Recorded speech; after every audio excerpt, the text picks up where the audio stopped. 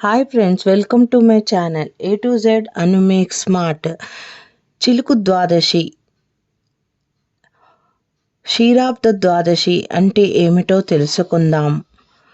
శ్రీమన్నారాయణుడు ఆషాఢ శుద్ధ ఏకాదశి రోజున యోగనిద్రలోకి జారుకుంటాడు. 4 నెలల పాటు యోగనిద్రలో ఉండి కార్తీక శుద్ధ ఏకాదశి రోజున మేలుకుంటాడు. దానినే ఉత్థాన ఏకాదశి అంటారు. ఉత్థాన ఏకాదశి మరుసటి రోజే ఆ శ్రీమన్నారాయణ్ణి ప్రసన్నం చేసుకోవడానికి అందరూ 33 కోట్ల దేవుళ్ళు, భూలోకవాసులు అందరూ భక్తి శ్రద్ధలతో ఆ శ్రీమన్నారాయణ్ణి ప్రసన్నం చేసుకోవడానికి భక్తి శ్రద్ధలతో పూజిస్తారు, వ్రతాలు చేస్తారు, నోములు నోచుకుంటారు. దీనినే చిలుకు ద్వాదశిగా, క్షీరాబ్ద ద్వాదశిగా ప్రాముఖ్యత చెందింది. ఈరోజు ఏ ఒక్క చిన్న దానం చేసిన అత్యంత 1000 రెట్లు ఫలితాన్ని ఇస్తుంది. ఈరోజు ప్రత్యేకంగా ఉసిరి దీపాలను వెలిగిస్తారు. అలాగే యజ్ఞోపేత దానము, నారికేల ఫలదానాన్ని ఇస్తారు. నారికేల ఫలదానం ఇస్తే సంతానం లేని వారికి సంతానం తప్పకుండా కలుగుతుంది. తాంబూల దానం ఇస్తే చక్రవర్తిగా పుడతారని శాస్త్రాలు వక్కాణిస్తున్నాయి.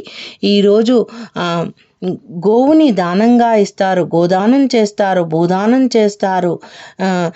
మనకి శక్తి ఉన్నంతలో ఎంతో అంత దానం చేసుకొని ఈ సద్వినియోగం చేసుకోవాలి. ఈ యొక్క పుణ్యమైన రోజుని ఎవ్వరు జారవిడుచుకోకుండా తమ శక్తి కొలిది ఏ చిన్నపాటి దానం చేసినా భక్తి శ్రద్ధలతో చేసే దానాన్ని అత్యంత ఫలితాన్ని ఇస్తుంది. మన జన్మ జాతకంలోని కర్మదోషాలన్నీ తొలగిపోతాయి.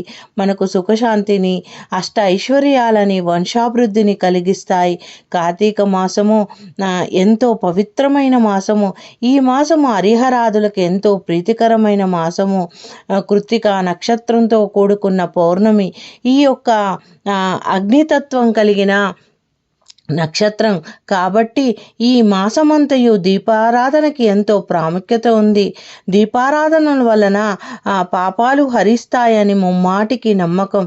మీరు అనుకోవచ్చు, ఒక దీపం పెట్టినంత మాత్రాన పాపం నశిస్తుందా అని. ఒక్క చిన్న నిప్పు రవ్వ కొండంత కట్టెలను ఎలా భస్మీపటనం చేస్తుందో అలాగే ఈ దీపాల వలన మన యొక్క కర్మ ఫలితాలన్నీ కరిగిస్తాయి. ఇది ముమ్మాటికి సత్యం. తప్పకుండా మీరందరూ మీ యొక్క శక్తి కొలది దాన ధర్మములు చేసుకుంటూ కార్తీక పురాణాన్ని తప్పకుండా చదవడమన్నా వినడమన్నా చేస్తూ మనకు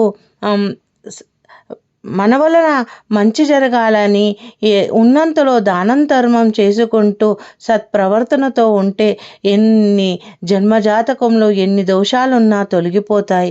thank you for watching my video. Please subscribe and share and watch my playlist. తప్పకుండా మీరందరూ కార్తీక పురాణాన్ని వింటారని ఆశిస్తున్నాను. Thank you. Hi friends, welcome to